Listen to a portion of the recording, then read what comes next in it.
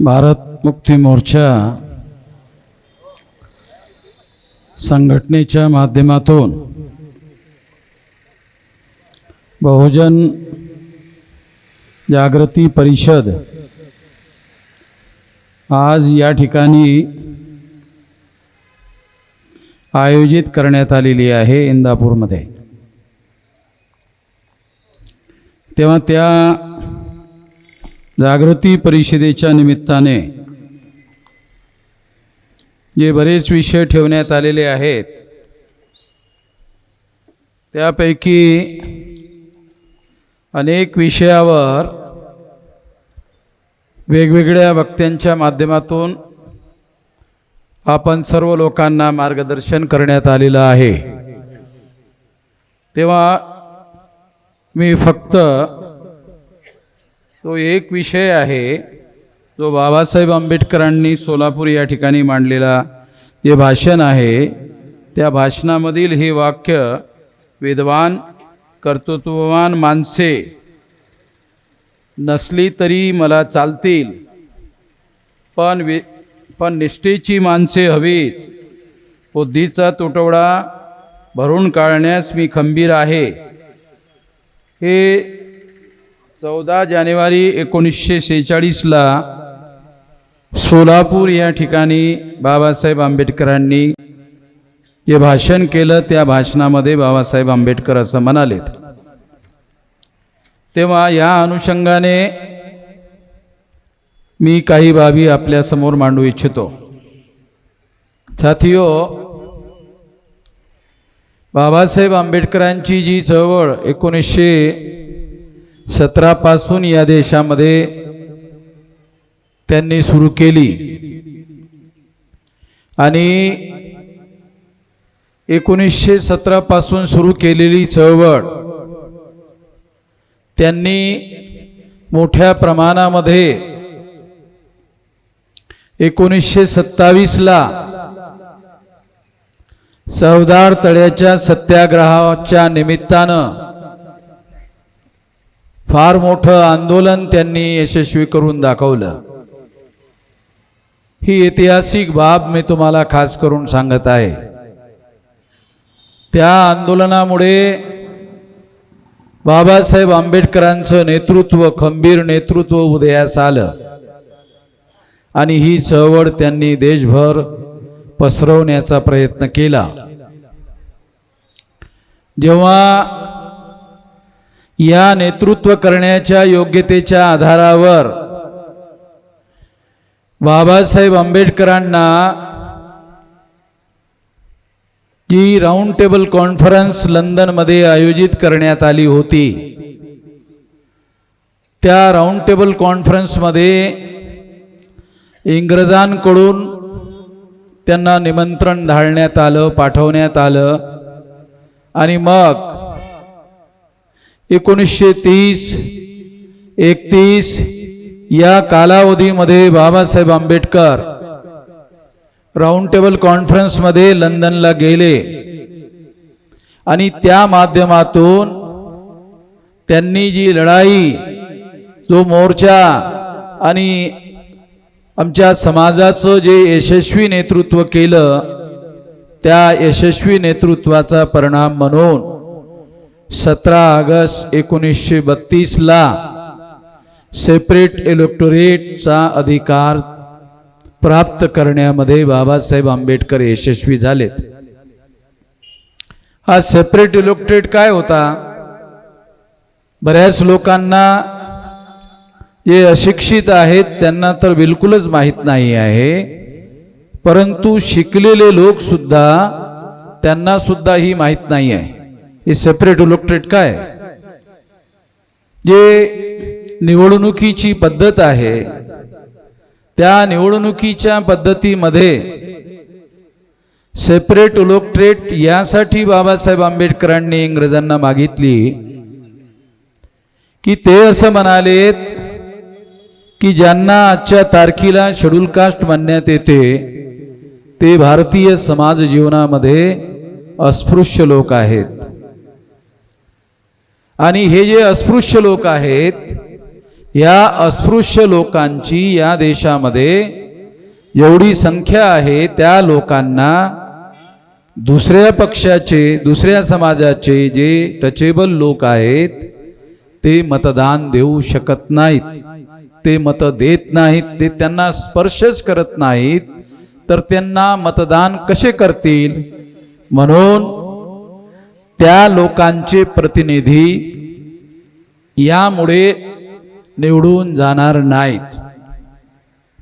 इतक्या प्रचंड मोठ्या प्रमाणामध्ये संख्येनं असणाऱ्या ह्या लोकांच्या मध्ये ज्यांची संख्या शेड्यूल कास्ट म्हणून 15% आहे, शेड्यूल ट्राईब म्हणून 7.5% आहे, या लोकांना कोणी मतदान करत नसल्यामुळे त्यांचे प्रतिनिधी, स्वतंत्र प्रतिनिधी, स्वाभिमानी प्रतिनिधी निवडून येऊ शकत नाहीत. मग लोकशाही म्हणजे काय, राजाशाही म्हणजे काय हे समजलं की लोकशाही समजते. राजाशाही म्हणजे एक व्यक्ती असतो, तो राजा असतो आणि त्याच्या नियंत्रणामध्ये सर्व प्रकारची सत्ता असते. लोकशाही म्हणजे काय, तर जनतेने निवडून दिलेले जे प्रतिनिधी आहेत त्यांच्या माध्यमातून जनता आपली राज्य सत्ता निर्माण करते, त्याला लोकशाही असं म्हणतात. आपल्या देशामध्ये 542 खासदार संसदेमध्ये निवडून जातात. विधानसभेमध्ये, महाराष्ट्राच्या विधानसभेमध्ये 288 लोक निवडून जातात आणि लोकसभेमध्ये 542 लोक निवडून जातात. तेव्हा ते 542 लोक 140 कोटी जनता आहे भारतामध्ये, त्यांचे प्रतिनिधी म्हणून संसदेमध्ये निवडून जातात आणि ते निवडून गेलेले प्रतिनिधी या देशाच्या संसदेमध्ये, कायदे मंडळामध्ये कायदे निर्माण करण्याचं, कायदे बनवण्याचं काम करतात. आणि अशा प्रकारे लोकशाहीमध्ये राजेशाही जी अस्तित्वात होती त्याच्या विरुद्ध जनतेच्या संमतीने कायदे बनवले जातात आणि अशा पद्धतीने ते कायदे आणि त्या कायद्याचं राज्य अस्तित्वात येते, त्याला लोकशाही म्हटली जाते. फक्त निवडणुका म्हणजे लोकशाही नाही, परंतु निवडणुका ह्या महत्त्वाच्या आहेत. त्या निवडणुकीमध्ये आमचे लोक मतदान करतात आणि मतदान करण्याचा जो अधिकार आहे तो संवैधानिक अधिकार आहे, तो मूलभूत अधिकार आहे. तेव्हा 17 ऑगस्ट 1932 ला हा जो स्वतंत्र मतदारसंघ, सेपरेट इलेक्टोरेट मिळाला, तो अस्पृश्य लोकांना दुसरे लोक मतदान करत नाहीत म्हणून त्यांचा स्वतंत्र मतदारसंघ असायला हवा. तो स्वतंत्र मतदारसंघ म्हणजे काय, तर त्या ठिकाणी अस्पृश्यच लोक मतदार असतील, अस्पृश्यांमधीलच लोक निवडणुका लढवतील आणि अस्पृश्यांचाच प्रतिनिधी त्या ठिकाणी निवडला जाईल. म्हणजे अस्पृश्यांना अस्पृश्यांचा प्रतिनिधी निवडण्याचा अधिकार म्हणजे स्वतंत्र मतदारसंघ, सेपरेट इलेक्टोरेट. असा हा अधिकार 17 ऑगस्ट 1932 ला बाबासाहेब आंबेडकरांनी मिळवून दिला. हा अधिकार जर समजा आज अस्तित्वात असता, कारण तो अधिकार बाबासाहेबांनी मिळवला, त्या अधिकाराच्या विरोधामध्ये गांधीजींनी आमरण उपोषण केलं आणि त्या आमरण उपोषणामधून पुन्हा पॅक्ट घडून आला आणि पुन्हा पॅक्टमुळे काय झालंय, सेपरेट इलेक्टोरेट संपुष्टात आला आणि जॉईंट इलेक्टोरेट अस्तित्वात आला. जॉईंट इलेक्टोरेट मध्ये काय, सर्वच लोकांना मतदानाचा अधिकार राहील आणि त्या सर्व लोकांची मतं जर अस्पृश्यांनी मिळवली तरच तो आमदार होईल, तरच तो खासदार होईल, ते त्यांना मिळू शकत नाहीत. गांधीजींनी आमरण उपोषणाचं शस्त्र उपसून तो अधिकार मिळवलेला अधिकार, स्वतंत्र मतदारसंघाचा मिळवलेला अधिकार गांधीजींनी आमरण उपोषण करून रद्द केला. बाबासाहेब आंबेडकरांना गांधीजींनी धमकी दिली, जर तुम्ही हे मागं घेतलं नाही तर मी यासाठी प्राण दिल्याशिवाय राहणार नाही. आणि ही घोषणा केवळ गांधीजींनी केली नाही, तसा उपवास त्यांनी सुरू केला. आणि मग संपूर्ण देशातून बाबासाहेब आंबेडकरांवर दबाव टाकण्यात आला.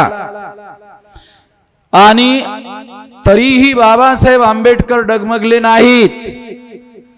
त्यांना खुनाच्या धमक्या येऊ लागल्यात की तुमचा आम्ही मर्डर करू, तुमची आम्ही हत्या करू, तुम्ही माघार घेतली पाहिजे. जबरदस्तीने पुन्हा पॅक्ट त्यांच्यावर लादण्यात आला. बाबासाहेब आंबेडकरांनी ही बाब जो मी तुम्हाला सांगत आहे, ही बाब त्यांनी what Gandhi and Congress have done to untouchable नावाचं जे पुस्तक लिहिलं, त्या पुस्तकामध्ये त्यांनी स्वतः लिहून ठेवलंय, गांधीजी अँड इमॅन्सिपेशन ऑफ अनटचेबल, अस्पृश्यांची मुक्ती आणि गांधीजी. ह्या 1946 ला घटना परिषदेमध्ये जे त्यांनी निवेदन दिलं, त्यामध्ये सुद्धा त्यांनी हे लिखित स्वरूपामध्ये मांडलेलं आहे. लिखित आहे, हे काल्पनिक नाहीये. जे मी तुम्हाला सांगत आहे ते बाबासाहेब आंबेडकरांनीच घटना परिषदेला लिहून दिलेलं आहे. हे तारखासहित मी तुम्हाला सांगून राहिलोय. बहुतांश लोक ओरिजिनल डॉक्युमेंट बघत नाहीत, बहुतांश लोक ओरिजिनल डॉक्युमेंट बघून अभ्यास करत नाहीत, आणि काही करत असतील तर त्यांना त्याचा मूळ अर्थ कळत नाही. असं होतं, बरेचदा असं होते. कारण का कळत नाही? कारण हा मुद्दा साधारण विषय नसून गव्हर्नन्स ऑफ द कंट्रीशी संबंधित विषय आहे. हा साधारण विषय नाही, गव्हर्नन्स ऑफ द कंट्री. कसं? जर आज 23% 543 मतदारसंघामध्ये 42 मतदारसंघामध्ये जर शेड्यूल कास्ट आणि शेड्यूल ट्राईबची जर एवढी 22.5% ही जी मतं आहेत, ह्या 22.5% लोकांना तुम्ही कल्पना करा, हे जवळपास 130-132 मतदारसंघ होऊ शकतात. आणि एवढे खासदार निवडून आले असते लोकसभेमध्ये स्वतंत्र मतदारसंघाच्या माध्यमातून, आणि 131-132 जर खासदार निवडून आले असते, 26 जानेवारी 1950 ला जी घटना देशात लागू झाली, त्या ठिकाणी ही व्यवस्था करण्यात आली असती सेपरेट इलेक्टोरेटची.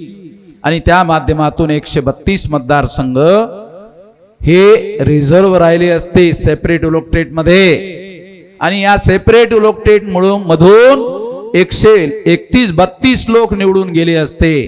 आणि 131-32 निवडून गेले असते तर कुठलंही सरकार बनवण्यासाठी 272 मतदारसंघामध्ये 272 जागा ज्यांना मिळतील ते सेंट्रल मध्ये सरकार बनवू शकतात आजच्या व्यवस्थेनुसार. तेव्हा 272 पैकी 131-132 लोक जर शेड्यूल कास्ट शेड्यूल ट्राईबचे निवडून आले असते तर केंद्रामध्ये कुणाचंही सरकार असतं तर ते सरकार शेड्यूल कास्ट आणि शेड्यूल ट्राईबच्या खासदारांच्या मदतीशिवाय बनूच शकलं नसतं. हे लक्षात ठेवा. आज 240 मतदारसंघामध्ये बीजेपीला जागा मिळाल्या आहेत. 272 पाहिजेत सरकार बनवण्यासाठी, 240 मिळाल्यात. मग ज्यांना 240 मिळाल्यात त्यांना आमच्याकडे हात पसरून सरकार बनवण्याची आमच्याकडून त्यांना मागणी करावी लागली असती, आणि आम्ही म्हणू त्या माणसाला प्रधानमंत्री बनवता आलं असतं. बहुतांश लोकांना ही गोष्ट माहित नाही. आपला माणूस देशाचा प्रधानमंत्री बनवता आला असता. ही सेपरेट इलेक्टोरेट मध्ये बाबासाहेब आंबेडकरांनी व्यवस्था केली होती. जरी 272 मतदारसंघामध्ये आमची माणसं निवडून आली नसती आणि 131-32 मध्येच आली असती तर कुठल्याही राजकीय पक्षाला बहुमत मिळालं नसतं आणि बहुमतासाठी त्यांना आमचीच मदत मागावी लागली असती आणि आमच्या मदतीशिवाय सेंट्रल मध्ये कुणाचंही सरकार बनू शकलं नसतं. हे बाबासाहेब आंबेडकरांनी घडवून आणलं होतं. गांधीजी जेव्हा उपोषणाला बसलेत तेव्हा सरदार पटेल गांधीजींना येरवडा जेलमध्ये भेटायला आलेत आणि त्यांनी गांधीजींना म्हटलं, जाऊ द्या तुम्ही कशाला मरून राहिलेत, जाऊ द्या, देऊन टाका. गांधीजींनी सरदार पटेल यांना म्हटलं, सरदार मी कशासाठी उपोषणाला बसलो, अरे तुझ्यासारख्या माणसाला, बॅरिस्टर माणसालाच कळून नाही राहिलंय, बाकी कोणाला कसं कळेल. तू असं कर, तू ह्याच्या 2-4 उश्या आहेत ना त्या माझ्या पाठीच्या मागं उभ्या कर आणि मला जरा उठून बसव बरं, मग मी तुला समजावून सांगतो. मग सरदार पटेल यांनी त्या 2-4 उश्या गांधीजीच्या पाठीमागं उभ्या केल्यात आणि मग गांधीजी त्याला टेकून बाजीवर बसलेत, उपोषणामध्ये बाजीवर बसलेत आणि त्यांना म्हणालेत, सरदार जर हे एवढे लोक निवडून गेलेत आणि उद्या जर सरकार बनवण्याची वेळ आली आणि तुमच्याजवळ जर बहुमत नसलं तर कोणाला मागणी करावी लागेल जागेची? यांनाच मागावं लागेल ना. मग यांना मागितल्याशिवाय जर तुम्हाला सरकार बनवता येत नसेल तर हे सर्व सूत्र त्यांच्या हातामध्ये जातील. अरे तुला प्रधानमंत्री होता यावं, काँग्रेसचा प्रधानमंत्री व्हावा यासाठी मी उपवास करून राहिलोय, मला प्रधानमंत्री व्हायचं नाहीये. तेव्हा मग सरदार पटेलनी त्यांना उपवास करण्यासाठी समर्थन देण्याची घोषणा केली आणि त्यानंतर बाबासाहेब आंबेडकरांवर जबरदस्ती करण्यात आली आणि जबरदस्तीमधून पुन्हा पॅक्टवर बाबासाहेब आंबेडकरांना सही करायला लावली. बाबासाहेब आंबेडकर जबरदस्तीनं सही करणारे व्यक्ती नव्हते, ते घाबरणारे व्यक्ती नव्हते, परंतु संपूर्ण देशातून त्यांचा आम्ही मर्डर करू, हत्या करू, अशा प्रकारच्या तारा, अशा प्रकारचे फोन, अशा प्रकारच्या चिठ्ठ्या हजारो त्यांना यायला लागल्या. हे सर्व रेकॉर्ड आहे. आणि मग बाबासाहेब आंबेडकर तरीही डगमगले नाहीत. तेव्हा गांधीजींनी काँग्रेसच्या लोकांनी विचार केला, अरे डॉक्टर आंबेडकर हे कुठल्याही दबावाला घाबरत नाही आहेत, काय करायला पाहिजे? बाबासाहेब आंबेडकरांवर आपण दबाव टाकत आहोत, परंतु बाबासाहेब आंबेडकर डगमगत नाही आहेत, घाबरत नाही आहेत, काय करायला पाहिजे? मग त्यांनी, गांधी आणि काँग्रेसच्या लोकांनी आपले डावपेच बदलवलेत आणि डावपेच बदलवून त्यांनी बाबासाहेब आंबेडकरांना चिठ्ठ्या लिहिणं सुरू केल्यात. ठीक आहे, तुमच्या गाव कुसाच्या बाहेर असणारा जो समाज आहे त्यांची घरं आम्ही साऱ्या देशामध्ये बेचिराग करून टाकू, ती जाळून टाकू, संपूर्ण देशामध्ये असं आम्ही करू. तेव्हा बाबासाहेब आंबेडकरांना असं वाटलं की याच्यामुळे तर आता माझा जीव धोक्यात नाही, आता हा माझ्या समाजाचा प्रश्न आहे आणि माझा समाज हा अल्पसंख्य आहे प्रत्येक गावामध्ये, तेव्हा त्यांचा जीव धोक्यात आल्याशिवाय राहणार नाही. म्हणून बाबासाहेब आंबेडकरांनी पुन्हा पॅक करण्यासाठी संमती दिली असं रेकॉर्ड आहे, परंतु बहुसंख्य लोकांजवळ ही गोष्ट अस्तित्वात नाही, माहिती नाही. आणि पुन्हा पॅक करण्यात आला. पुन्हा पॅकमुळे काय झाले? सेपरेट इलेक्टोरेट, धडाईची माणसं, लोकसभेमध्ये आणि विधानसभेमध्ये निवडून जाणारी माणसं, स्वतंत्र मतदारसंघामधून निवडून जाणारी माणसं आता जॉईंट इलेक्टोरेट मधून निवडून जाणार नव्हती. आणि अशा पद्धतीनं पुन्हा पॅक्ट डिझाईन करण्यात आला आणि त्यामुळे काय झालंय, त्याचा परिणाम असा झाला की बाबासाहेब आंबेडकरांनी जो पुन्हा पॅक्ट त्यांच्यावर थोपण्यात आला, त्या पुन्हा पॅक्ट मधून दलाल आणि भडवे निर्माण झाले.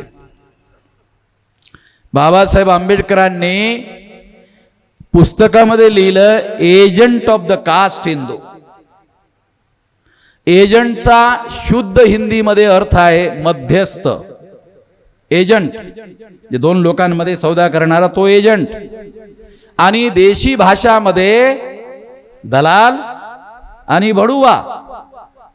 देशी भाषामध्ये लोक असं म्हणतात, अरे ये तो ये पार्टी का दलाल है, ये दलाल है, वो दलाल. दुरूनच बघ ना, तो आहे ना तो. कपडे सुद्धा त्यांचे असे असतात की त्यांना बरोबर वेगळं करून सांगता येते. अरे ये दलाल देखो जा रहा है दलाल. म्हणजे तो एक ड्रेस झालेला आहे. एक ड्रेस जो आहे दलालांचा, बडव्यांचा एक सुद्धा ड्रेस आहे.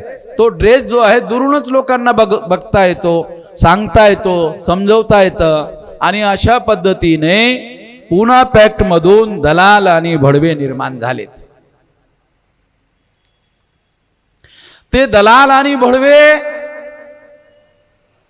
संपूर्ण देशात निर्माण झाले. प्रत्येक राज्यामध्ये राज्यात निर्माण झालेत. प्रत्येक लोकसभेमध्ये निर्माण झालेत.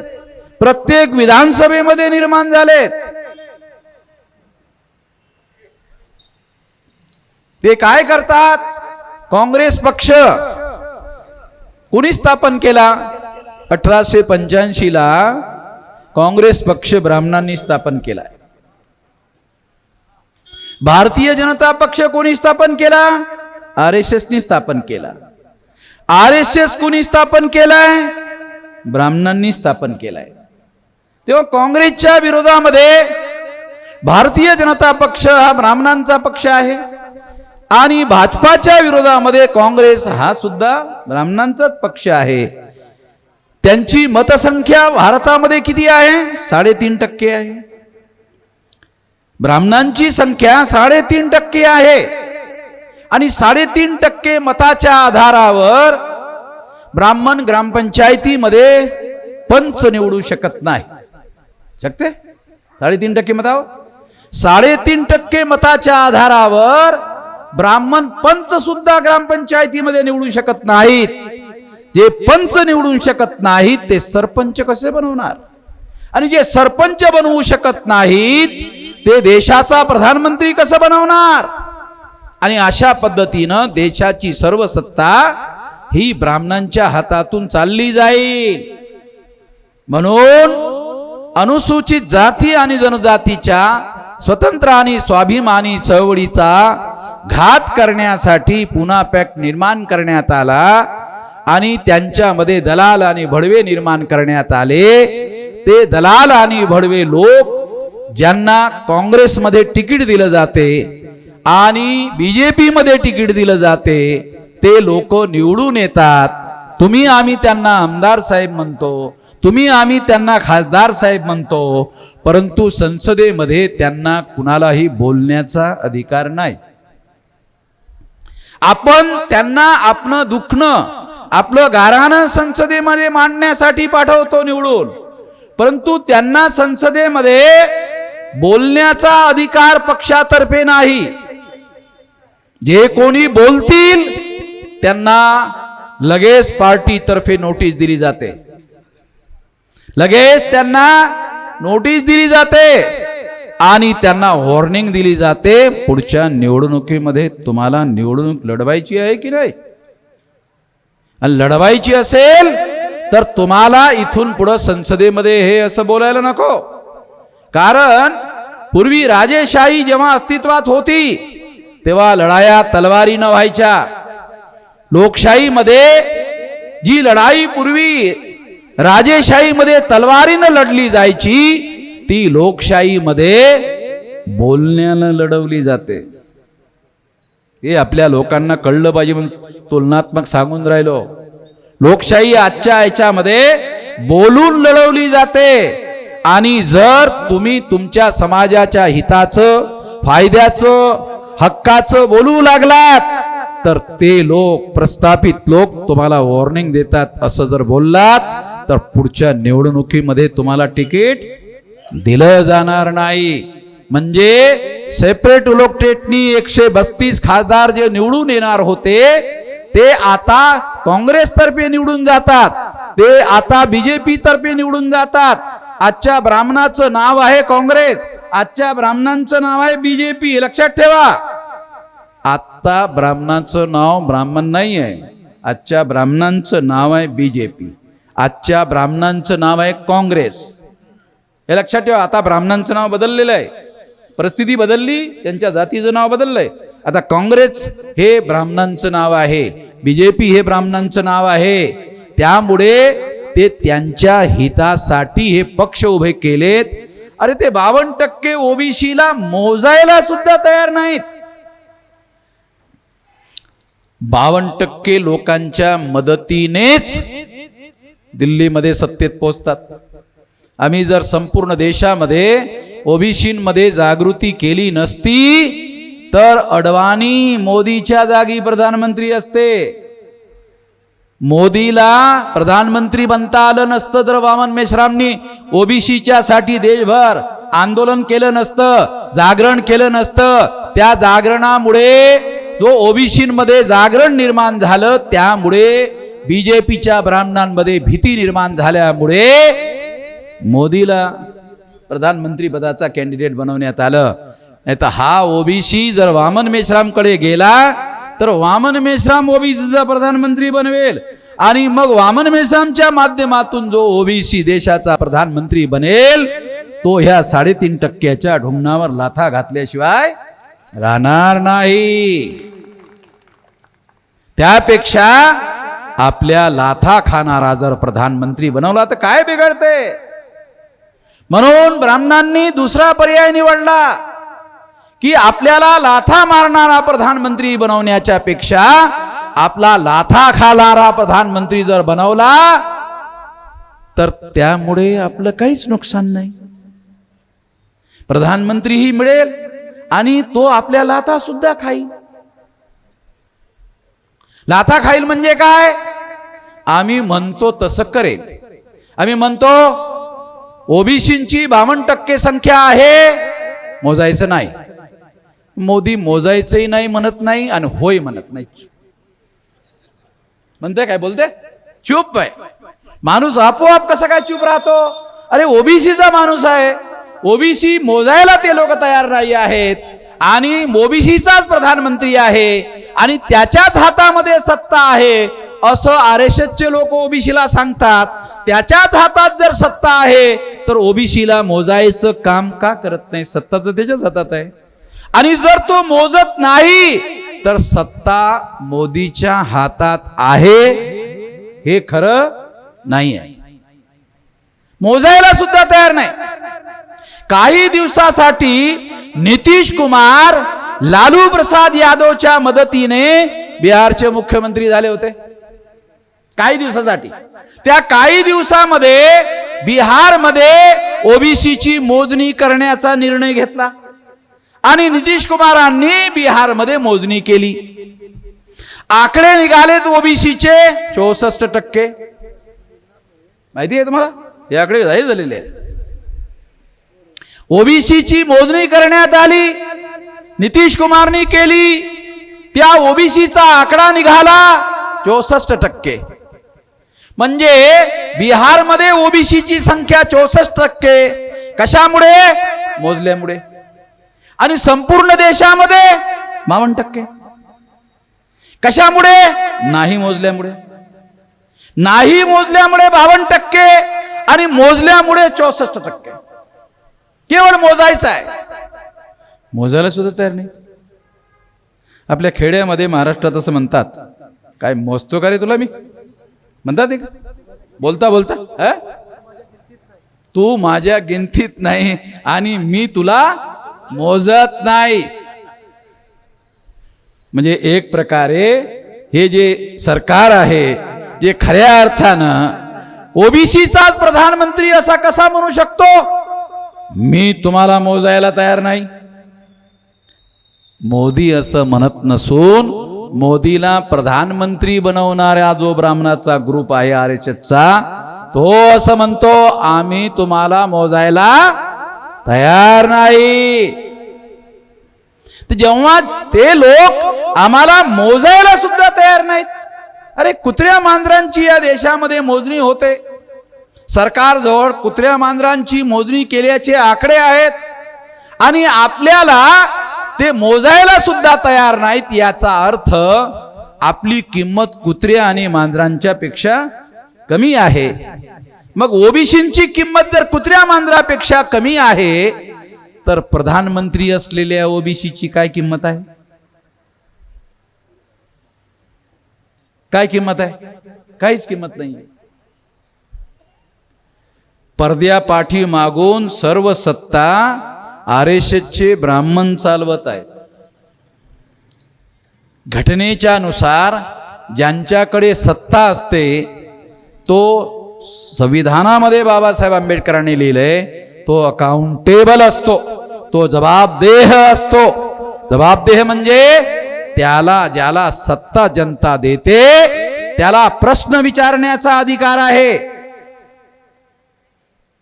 तुम्हाला आम्ही प्रधानमंत्री बनवलं, तुम्ही मोजत का नाही असा प्रश्न विचारण्याचा जनतेला अधिकार आहे.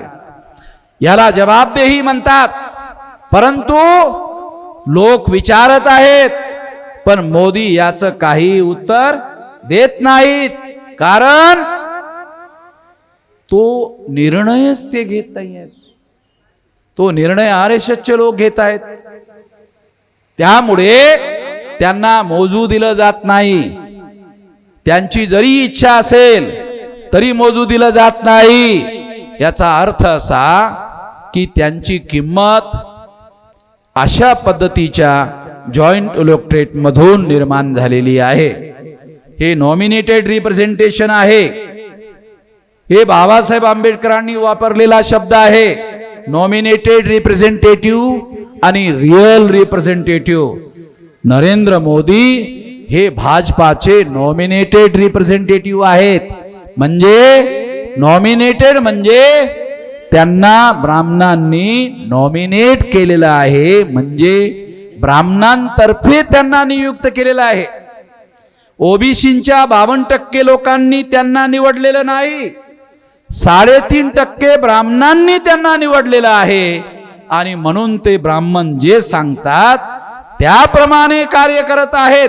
तेव्हा नरेंद्र मोदी हे ओबीसीचे प्रधानमंत्री नसून ते ब्राह्मणांनी ठेवलेले प्रधानमंत्री आहेत. ठेवलेले समजतात?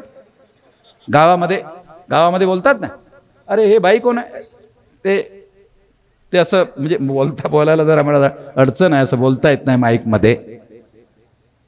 अरे आहे ठेवलेला प्रधानमंत्री आहे ब्राह्मणांचा. ही वाईट गोष्ट आहे.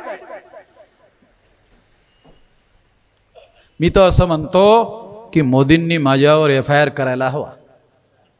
त्याला माहित आहे चालेल FIR केलं तर वामन मेश्राम दुसऱ्याच दिवशी हिरो बनते. FIR करत नाही.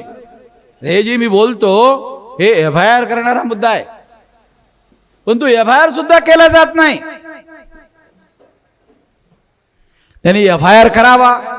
मग कारण मी काही व्यक्तिगतरित्या काही बोलत नसून मी एका सिद्धांताच्या आधारावर विश्लेषण करून मांडत आहे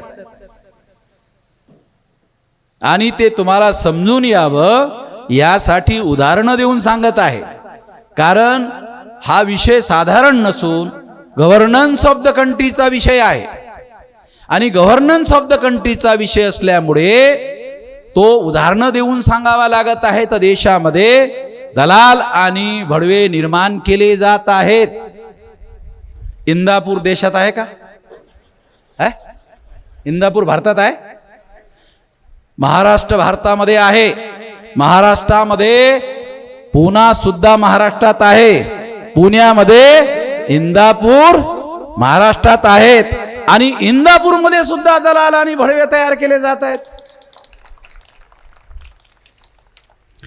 त्या दलाल आणि भडव्यांचं नाव घेऊन माझी जीभ खराब होईल म्हणून त्याचं नाव सुद्धा घ्यायला तयार नाही. त्याला आपलं तोंड खरासाठी खराब करायचं. तुम्ही शहाणे लोक आहात. खास करून जे हसून राहिले ते तर 200% शहाणे लोक आहेत, कारण त्यांना नाव न सांगता कडून राहिलं म्हणजे आश्चर्य आहे. तेव्हा अशा पद्धतीचे दलाल आणि भडवे हे समाजाचं प्रतिनिधित्व करू शकत नाहीत. आणि मग जर अशा पद्धतीचे दलाल आणि भडवे निर्माण केले जात असतील तर जनतेने त्यांचा पायबंद करायला हवा. जनतेने त्यांचा पायबंद करायला हवा, लोकांनी त्यांचा पायबंद करायला हवा. आमचे जे महासचिव आहेत ते म्हटले मी पायबंद करेन. अरे कशाला तुम्ही पुढाकार घेता? माझं असं म्हणणं आहे की तुम्ही कशाला पुढाकार घेता? जनतेने पायबंद केला पाहिजे. लोकशाहीमध्ये लोकशाही पद्धतीनं पायबंद करण्याचा अधिकार जनतेजवळ आहे. तेव्हा मॅन हँडलिंग करण्याची जरूरत नाही, हिंसा करण्याची जरूरत नाही. आम्ही हिंसेचे समर्थक नाही आहोत. तेव्हा लोकांनी जर ठरवलं तर लोक अशा प्रकारच्या गद्दारांना, दलालांना, भडव्यांना ते आपल्या आपल्या ठिकाणी त्यांचा बंदोबस्त करू शकतात. तो त्यांनी केला पाहिजे. तो लोकशाही पद्धतीने दलाल आणि भडव्यांचा बंदोबस्त करण्यासाठी काय केलं पाहिजे त्यासाठी ही सभा आहे. त्यासाठी ही सभा आयोजित केलेली आहे. लोक जर जागृत केलेत तर दलाल आणि भडव्यांच्या पाठीमागं ते जाणार नाहीत. आणि दलाल आणि भडव्यांच्या पाठीमागे जर ते गेले नाहीत तर ते एकटे पडतील. आणि एकटा माणूस कुठल्या पक्षामध्ये गेला तर काही दिवसानं त्यांना कळेल अरे हा लायबिलिटी आहे. काय म्हणेल त्यांना? अरे हा लायबिलिटी आहे. लायबिलिटी इंग्रजी शब्द आहे. लायबिलिटी म्हणजे बोजा आहे. त्याला ह्याच्या सांगण्यावरून काही मतं सुद्धा आपल्याला मिळून नाही राहिले. यालाच उलट सांभाळावं लागून राहिलं आम्हाला. आमचीच एनर्जी याच्यावर लावावं लागून राहिली. त्यामुळे हा काही आपल्या उपयोगाचा नाही. मग काही दिवसानं ते त्यांच्या ढोंगणात लाथा घालून बाहेर करून टाकतात. असे जुने अनुभव आहेत. तेव्हा आपण त्यांना कुठल्याही प्रकारची ताकद देता कामा नये. आणि आपण लोकशाहीमध्ये हे करू शकतो. त्यासाठी आपल्याला कुठल्याही प्रकारची हिंसा, कुठल्याही प्रकारचे हिंसात्मक साधनं उपयोगात आणण्याची जरूरत नाही. लोकशाही मार्ग आपल्याजवळ आहेत आणि शांततेचा मार्ग आपल्याजवळ आहे.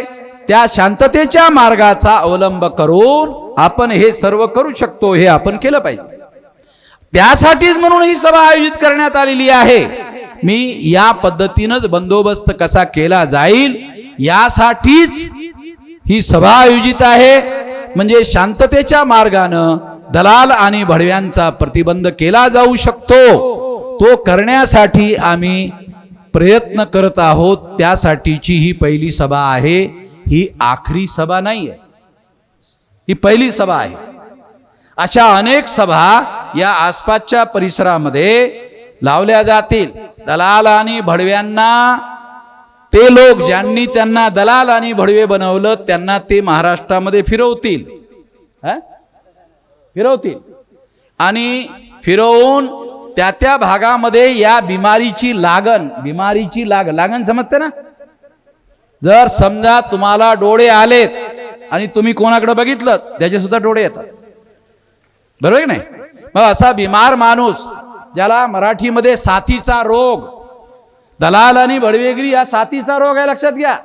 तो फिरला की दलाल आणि भडवे असे वेगवेगळे ठिकाणी निर्माण होतात. तेव्हा वेगवेगळ्या ठिकाणच्या लोकांना सुद्धा मी वॉर्निंग देतो. जर तुम्ही दलाल आणि भडवे तुमच्या तालुक्यात, जिल्ह्यात बनायला तयार झालात की समजाच 15 दिवसात मी त्या ठिकाणी हजर होईल. जास्त नाही. प्रत्येक ठिकाणी ज्या ठिकाणी दलाल आणि भडवे निर्माण होत असतील त्या ठिकाणी मी कार्यक्रम घेऊन त्या सर्व समाजाला जागृत करणे हे दलाल भडवे आहेत. आणि मग तुम्हाला माणसं तर सोडा, कुत्रे सुद्धा विचारणार नाहीत. माणसं तर विचारणारच नाहीत, पण कुत्रे सुद्धा विचारणार नाहीत. आणि काही कुत्र्यांनी जर विचारलंही तरी त्यांना मतदानाचा अधिकार नाही. म्हणजे तुमचं मनोरंजन व्हावं असा सुद्धा मला थोडासा विचार करावा लागतो. कुत्र्यांना मतदानाचा अधिकार का नाही? कारण ते 18 वर्षापर्यंत जिवंतच राहत नाही. 18 वर्ष झाल्याशिवाय मतदानाचा अधिकार मिळत नाही आणि कुत्रे 18 वर्ष जिवंत राहू शकत नाहीत. त्यामुळे अशा कुत्र्यांचा पायबंद करण्यासाठी विशेष काही प्रयत्न करण्याची जरूरत नाही. समाजाला फक्त जागृत करण्याची जरूरत आहे. आणि तुम्ही त्यांना जाऊन विचारू शकता लोकांना, अरे तुम्ही कशाला दलाल आणि भडवे बनून राहिलेत, तुम्ही कशाला कुत्रे बनून राहिलेत, असं तुम्ही त्यांना जाऊन विचारू शकता. त्यांना समजावून सांगू शकता. समजावून सांगण्याचा लोकशाही अधिकार आहे, तो तुम्हाला कायदेशीर अधिकार आहे. त्या अधिकाराचा तुम्ही वापर करू शकता आणि लोकांना समजावून सांगू शकता. जसं तुम्हाला समजावून सांगण्यासाठी या ठिकाणी बोलावण्यात आलेलं आहे, तसंच अनेक ठिकाणी जर ही लागण बिमारीची झाली तर मी प्रत्येक ठिकाणी जाईन आणि त्या सर्व लोकांना हे समजावून सांगेल. जे कोणी माझं एकदा ऐकून घेतात, लोक माझ्यावर आरोप करतात, वामन मेश्रामचं जर एकदा ऐकलं ना मग तो आयुष्यभर तेच बोलत राहतो, तेच करत राहतो, दुसरं काहीच करत नाही, असं आरोप करतात लोकांवर. आणि तो लोक असं म्हणतात, अरे ते वामन मेश्राम हिप्नोटाईज करतं. मी काहीच कर, माझ्यावर ते हिप्नोटाईज कशाला म्हणतात ते मला माहित नाही. ते लोक माझ्यावर आरोप करतात की वामन मेश्राम हिप्नोटाईज करतात. आता या ठिकाणी मी भाषण करून राहिलो, हिप्नोटाईज वगैरे काय करून राहिलो का? काहीच नाही. परंतु तुम्हाला मी समजावून सांगतो, पुराव्यासहित सांगतो आणि सर्व हिस्टॉरिकल उदाहरण घेऊन समजावून सांगतो. तुम्हाला ती गोष्ट पटते. लोकशाहीमध्ये हाच अधिकार बाबासाहेब आंबेडकरांनी घटनेमध्ये सर्व नागरिकांना दिला.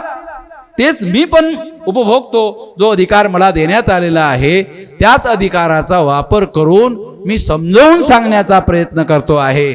जबरदस्ती करण्याचा मी काही प्रयत्न करत नाहीये. तेव्हा मी तुम्हाला आखरी मुद्दा सांगून तुम्हाला मी माझं भाषण संपवू इच्छितो, कारण कायद्यानं 10 वाजेपर्यंत भाषण करण्याचा अधिकार आहे. 3 मिनिटं राहिलेले आहेत. त्यामुळे मी कायद्याचं उल्लंघन करणारा माणूस नाही. त्यामुळे कायद्याच्या चौकटीमध्ये राहूनच काम करणारा माणूस आहे. म्हणून मी माझं आता कन्क्लुडिंग मुद्दा तुम्हाला सांगू इच्छितो. दलालांपासून भडव्यांपासून सावध राहा. ते लोक ही बिमारी तुमच्यापर्यंत पसरवू शकतात आणि तुम्हाला सुद्धा दलाल आणि भडवे बनवण्यासाठी प्रेरित करू शकतात.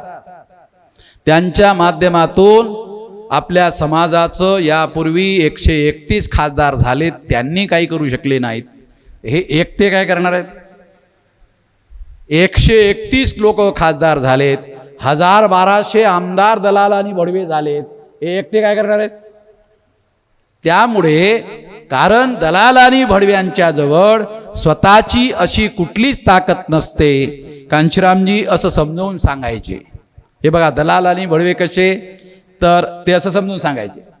पेन हातात धरायचे, असा पेन हातात धरायचे. त्यांनी ते टी व्हीवर दाखवलेलं आहे. असा पेन हातात धरायचे आणि ते सांगायचे लोकांना समजावून, हे बघा हा हात दलालांचा आहे, हा हात दलाल निर्माण करणाऱ्यांचा आहे. तेव्हा दलाल जे लोक आहेत केवळ त्यांच्याच विरोधामध्ये जर बोललं तर मग काय करतात, तो जो दलाल निर्माण करणारा हात आहे त्याला आणखी मजबूतीने पकडतात. कारण हा चांगला दलाल आहे, त्याला आणखी मजबूतीने पकडतात. म्हणून कांशीरामजी म्हणायचे, दलाल निर्माण करणारा जो हात आहे त्या हातावर हमला केला पाहिजे. हे काय म्हणायचे? त्या हातावर हमला केला पाहिजे. त्या हातावर हमला केला तर काय होईल असं सांगायचे. ते का दलाल सुद्धा मुक्त होऊन जातो, दलाल सुद्धा स्वतंत्र होतो, दलाल सुद्धा आजाद होतो. तेव्हा येणाऱ्या निवडणुकीमध्ये हे दलाल आणि भडवे निर्माण करणारे जे हात आहेत त्या हाताचा आपण बंदोबस्त केला पाहिजे.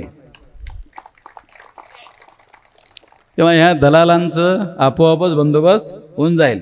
जर हा हात जो दलाल आणि भडवे निर्माण करतो त्या हाताचा जर बंदोबस्त केला, आपोआपच दलाल आणि भडव्यांचा बंदोबस्त होऊन जातो. म्हणून आपल्याला दलाल आणि भडवे निर्माण करणारे जे हात आहेत त्यांचा येत्या निवडणुकीमध्ये बंदोबस्त करायचा आहे.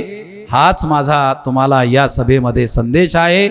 यासाठी सातत्यानं मी राष्ट्रीय स्तरावर मला जावं लागते, परंतु ह्या निवडणुकीसाठी आणि अशा लोकांचा बंदोबस्त करण्यासाठी मी महाराष्ट्रामध्येच महाराष्ट्राच्या निवडणुका होईपर्यंत थांबणार आहे आणि सर्व शक्ती केंद्रित करणार आहे आणि त्या दलाल आणि भडवे निर्माण करणाऱ्यांचा बंदोबस्त करणार आहे. तेव्हा यासाठी तुम्ही साथ आणि सहयोग कराल अशी अपेक्षा करतो आणि माझं या ठिकाणी भाषण संपवतो. धन्यवाद.